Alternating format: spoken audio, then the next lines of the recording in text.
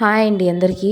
నేను ఈరోజు చెప్పబోయే స్టోరీ ఒక కల్పిత కథ కాదు. మా ఊరిలో నిజంగా జరిగిన ఒక భయంకరమైన సంఘటన. ప్రేమతో ఆశలతో ఒక కొత్త జీవితాన్ని మొదలు పెట్టాలని వచ్చిన ఒక అమ్మాయి, కానీ కొంతమంది మనుషుల ద్వేషం, గొడవలు ఆమె జీవితాన్ని పూర్తిగా చీకట్లోకి నెట్టేశాయి. చివరికి ఆ బాధను తట్టుకోలేక ఆమె ఒక భయంకరమైన నిర్ణయం తీసుకునింది. కానీ కథ అక్కడితో ముగియలేదు. ఆమె ఎవరు, ఎందుకు చనిపోయింది, ఆమె ఆత్మ ఎందుకు తిరుగుతుంది తెలియాలంటే ఈ వీడియోని లాస్ట్ వరకు చూడండి.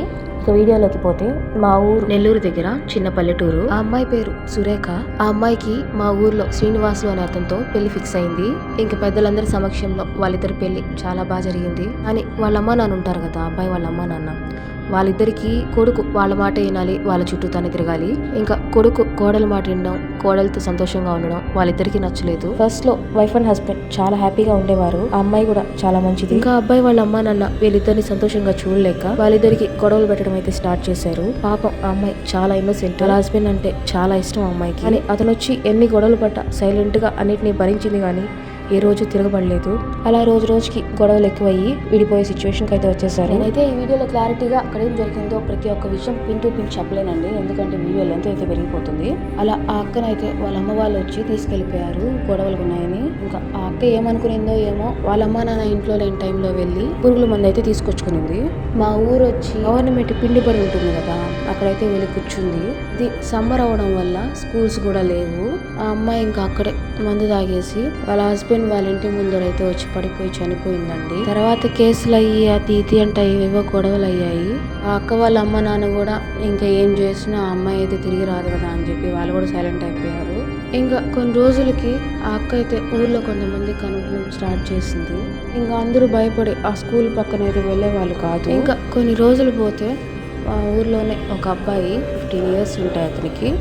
ఇంటికి వస్తూ మిట్ట మధ్యాహ్నం 1 గంటకి ఆ స్కూల్ దగ్గర అయితే పడ్డాడు. పడి లేచి అలానే ఇంటికి వచ్చేసాడు. కాళ్ళు కూడా కడుక్కోకుండా అలానే ఇంట్లోకి వెళ్ళిపోయాడు. ఇక వాళ్ళ అక్క నీళ్ళైతే తీసుకొచ్చి ఇచ్చిందండి ఆ అబ్బాయికి. వాళ్ళ అక్కకి 1 week ముందే మ్యారేజ్ అయిందండి. ఇంకా అమ్మాయి ప్రతిరోజు విలేజ్ లో రచ్చబండలు ఉన్నాయి కదా, అక్కడికి వెళ్ళి కూర్చొని ఏడుస్తూ ఉండేది ప్రతిరోజు. ఫస్ట్ లో ఎవరు పట్టించుకునే వాళ్ళు కాదు, ఏదో మొగుడు పిల్లల మధ్య గొడవలు ఉంటాయి అనేసి వదిలేశారు. ఇంకా కొన్ని రోజులకి ఆ అక్కకి వచ్చిన చేంజెస్ వల్ల తీసుకెళ్లి ఒక మంత్రగాయని చూపించారు. ఇంకా అక్క ఆయన దగ్గర అయితే ఇలా చెప్పిందంట, నేను ఎన్నో ఆశలతో కలలతో అయితే పెళ్లి చేసుకున్నాను, కానీ మా అత్త మా ద్వేషానికి అయితే బలైపోయాను. వాళ్ళ స్వార్థం వల్ల నా జీవితం ఇలా అయిపోయింది అని చెప్పి బాధపడిందండి. ఇంకా అతను కూడా బంధించకుండా ఏవో పూజలు చేసి ఆ అమ్మాయికి అయితే బాగు చేశాడు. ఆ తర్వాతే అసలు విషయం ఊరందరికీ తెలిసింది. అప్పటి వరకు ఏదో వైఫ్ అండ్ హస్బెండ్ గొడవల వల్ల అమ్మాయి చనిపోయిందని ఊరంతా నమ్మారు. ఇంకా ఆ తర్వాత తెలిసింది, ఆ చనిపోయినాక వాళ్ళ హస్బెండ్ హ్యాపీగా ఉండటం, అతను కూడా ఆ అమ్మాయి మాట వినటం ఆ అబ్బాయి వాళ్ళ అమ్మ నాన్నకైతే నచ్చలేదు. వాళ్ళు ఎలాంటి టైప్ అంటే, వాళ్ళ కొడుకు వాళ్ళ కోడలు ఇద్దరు వాళ్ళ మాటే వినాలి, వాళ్ళ మాటే ఇంట్లో జరగాలి అని స్వార్థం. అలా జరగలేదని ఎలాగోలా వాళ్ళని విడగొట్టేస్తే వాళ్ళ కొడుకు వాళ్ళ మాటే వింటాడని, తర్వాత అయినా వాళ్ళ మాట వినే కోడల్ని తెచ్చుకుందామని వాళ్ళు ప్లాన్ చేశారు. పాపం ఆ అక్క జీవితం అక్కడితో ముగిసిపోయింది.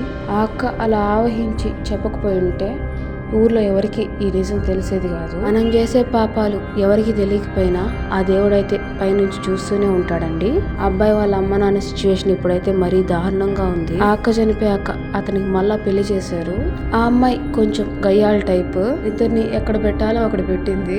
ఆడపిల్ల జీవితం అలా చేశారు, ఆ ఉసిరి ఊరికేనే పోదు కదండి. ఈ కథ మనకి ఒక ముఖ్యమైన విషయం గుర్తు చేస్తుంది. మనుషుల స్వార్థం, ద్వేషం ఎంత పెద్ద ప్రమాదానికి కారణం అవుతుందో. ఒక అమ్మాయి ఆనందంగా జీవించాల్సిన జీవితాన్ని కొంతమంది స్వార్థం నాశనం చేసింది. అందుకే ఎప్పుడు గుర్తుంచుకోండి, మన మాటలు మన ప్రవర్తన ఎవరి జీవితాన్నైనా మార్చేయగలవు. ఇలాంటి నిజంగా జరిగిన కథలు మీకు వినాలనుంటే మా ఛానల్ ప్రియా చందు వ్లాగ్స్ ని తప్పకుండా సబ్స్క్రైబ్ అయితే చేయండి. వీడియో నచ్చితే ఒక లైక్ చేసి మీ ఫ్రెండ్స్ తో షేర్ చేయండి. ఇంకా మీరు ఈ వీడియో గురించి ఏమైనా చెప్పాలనుకుంటే కింద కామెంట్ సెక్షన్ లో కామెంట్ చేయండి.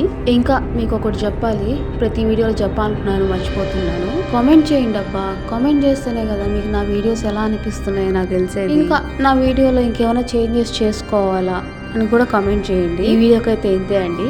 Thank you, bye bye.